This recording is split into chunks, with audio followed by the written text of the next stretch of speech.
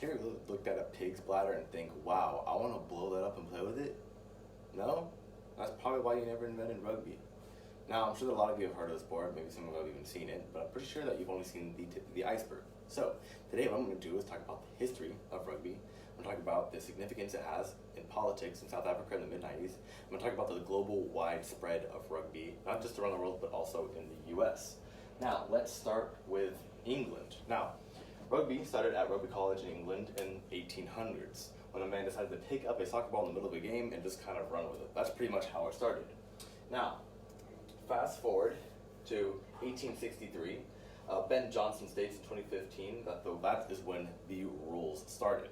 Now, before there were no rules really. People would just run around in a field. There was no lines, there was no outs, there was no tackling rules. There was as much as 300 people playing at once. In fact, they were playing on fields that had trees in them that weren't even flat. And on top of that, there were sheep running around. Could you imagine that? It's running around playing a game, and then you also have to avoid a sheep. You not only have to avoid one teammate hitting you, you have to avoid an animal charging you as well. So that's where rugby started.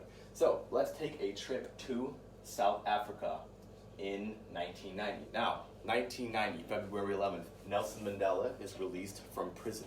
Now, most of you don't know about Nelson Mandela. He fought against apartheid in South Africa. Now, when he is released, obviously, he has his fans that support him and other people that root against him.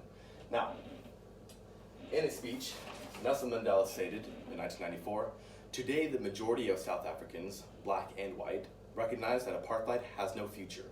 It has to be ended by our decisive mass action." Now, Mandela recognized that he didn't have the full support of South Africans. He recognized that even though he had all the supporting fans that were in front of him, he could not be blinded by that fact.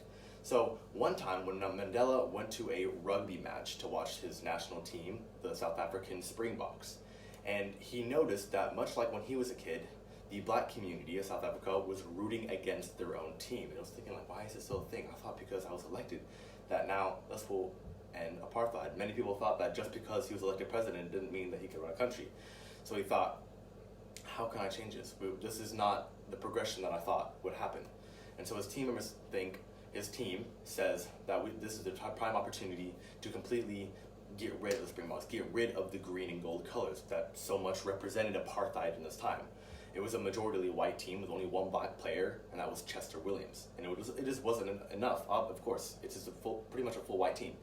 But Mandela had other plans. While other people were basically reacting off of emotion, Mandela decided to think logically. Now he said, now this is a prime opportunity to completely rebuild the team. Now, all the supporters around him think like, why would you do this? This is ridiculous. Why would we support those who oppressed us? It makes no sense. But Mandela had other plans. So Mandela loved to lead by example. So what does he do? He talks to the captain of the Springboks, Francois Pienaar. So what he does is he sets up a meeting and he says, Francois, I want to know why we're doing so badly.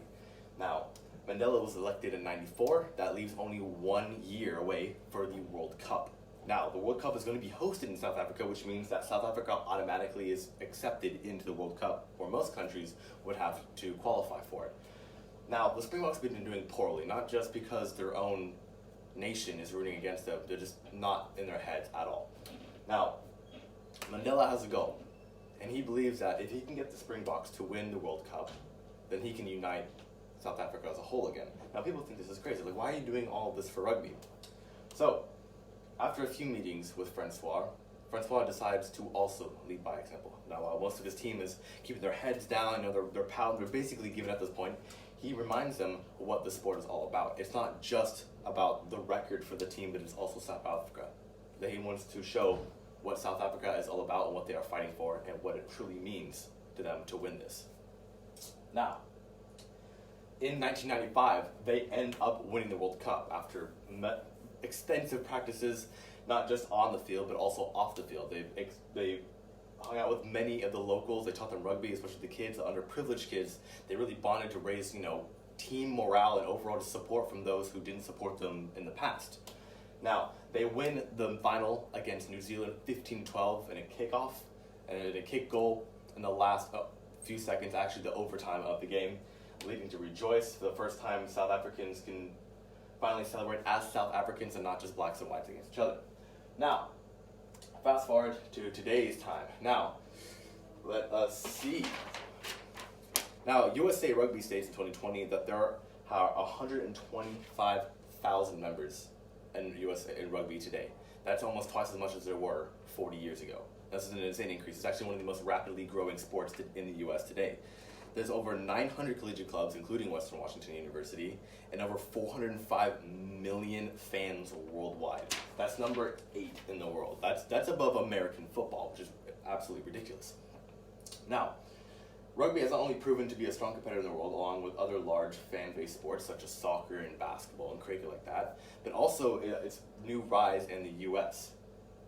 Now, soon enough, rugby will be one of those sports that people talk about at the dinner table, much like American football or politics or just basic TV shows. It's on the rise right now.